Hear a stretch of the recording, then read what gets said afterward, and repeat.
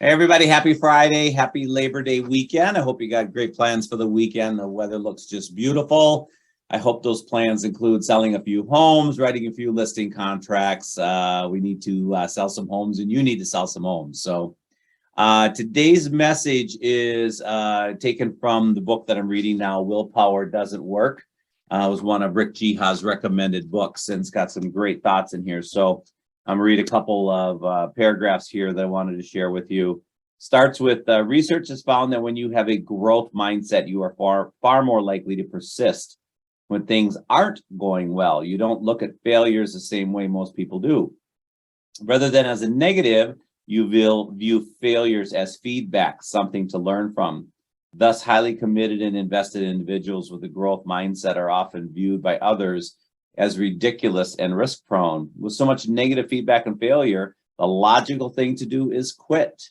Yet you continue to advance not solely because you are invested, but because internally you must continue forward. You don't care how many times you fail. You don't care what other people think about you. You're going to keep trying and trying until you succeed or can no longer keep trying. Great thoughts in there. I think about all the times that I failed in my career and what I've learned from it. And mistake is not a mistake until it's been made twice, right? So it's what you learn from is what makes you who you are today. We have a panel coming up, I think it's the 21st of September, and we're going to have some of our top performing agents on the panel. I'm going to ask them some questions about, what did they do differently? Why have they exceeded and excelled in areas where other agents have not? And we're going to talk a little bit about that. What did they learn? What mistakes did they make along the way? So keep on reading from the book. Courage can be developed, but it cannot be nurtured in an environment that eliminates all risks, all difficulty, all dangers. It takes considerable courage to work in an environment to which one is compensated according to one's performance. Most affluent people have courage. What evidence supports this statement? Most affluent people in America are either business owners or employees who are paid on an incentive basis, just like you. Great story here. A story told by educated religious leader Dr. David Bednar. A young man had recently purchased a pickup truck. Needing some firewood, he thought it a great opportunity to test his new truck. After driving up the snowy mountains and out of cell phone range, he found a spot to park near some trees. He pulled off of the road and got stuck in deep snow. Desperate, he tried everything he could to get out. When he switched from reverse to drive and spun out his tires, his truck got stuck deeper and deeper. He put twigs under the stuck tires in hopes they would provide traction, but to no avail. He used his shovel and tried digging around the tires, but he was stuck too deep. Eventually, he became incredibly discouraged. The sun was hastily descending, the weather getting bitterly cold. He wasn't sure what to do. He offered a simple prayer and got the urge to start cutting wood. He worked for a few hours, chopping down trees, putting large pieces in the back of his truck. Once the truck was full, he hopped in and turned it on. After a moment of humble silence, he tried reversing out.